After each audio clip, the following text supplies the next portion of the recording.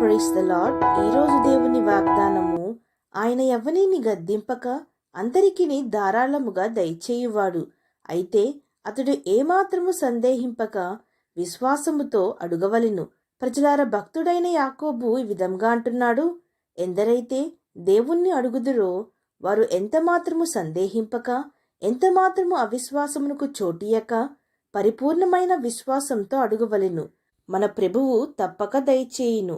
ఆయన ఎవరిని గద్దింపక ప్రతి ఒక్కరికిని ధారాళముగా దయచేయువాడు అని.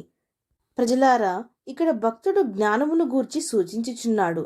అనగా ఎందరైతే మీకు జ్ఞానము తక్కువగా ఉన్నదని అనుకునేలా అప్పుడది దేవుణ్ణి అడుగవలెను, ఆయన వారికి అనుగ్రహించును అని.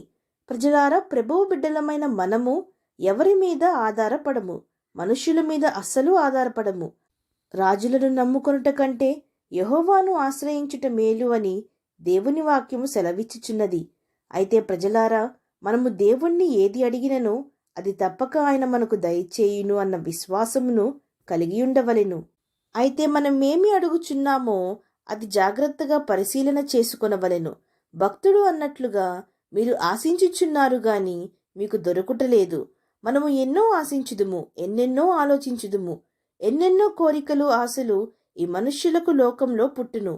లోక ఆకర్షణలకు గురి అవుతూ ఉంటాము.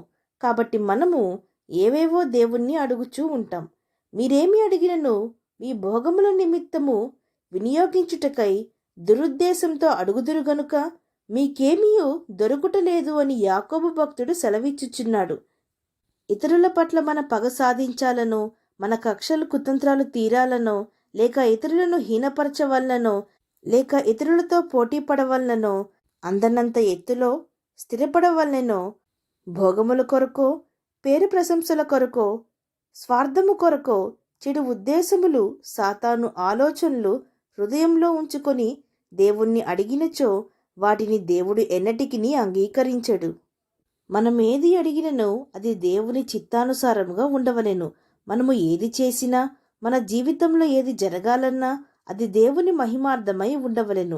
ఇతరులకు సహాయపడేటట్లు, ఇతరులకు ఉపయోగపడేటట్లు ఉండవలెను.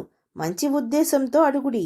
దీన మనస్కులై మనల్ని మనము తగ్గించుకొని నిర్మలమైన మనస్సుతో, సాత్వికమైన స్వభావంతో దేవుణ్ణి అడగవలెను.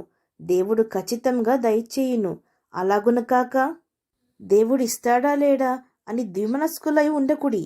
ప్రభువు చిత్తము, ఆయన ఇష్టము మనము జరిగించినట్లయితే మన జీవితము ఎంతో అభివృద్ధి పొందును. సందేహింపకుడి, విశ్వాసంతో అడుగుడి, గోజారుడి. మనము అడిగిన దాన్ని పొందుకునేంత వరకు ప్రార్థనలో వాటిని దేవుణ్ణి అడుగుడి. దేవుడు తప్పక అనుగ్రహించును. తన అద్వితీయ కుమారుణ్ణి మన కొరకు ఇచ్చిన దేవుడు తనతో పాటు సమస్తమును మనకెందుకు దయచేయడు?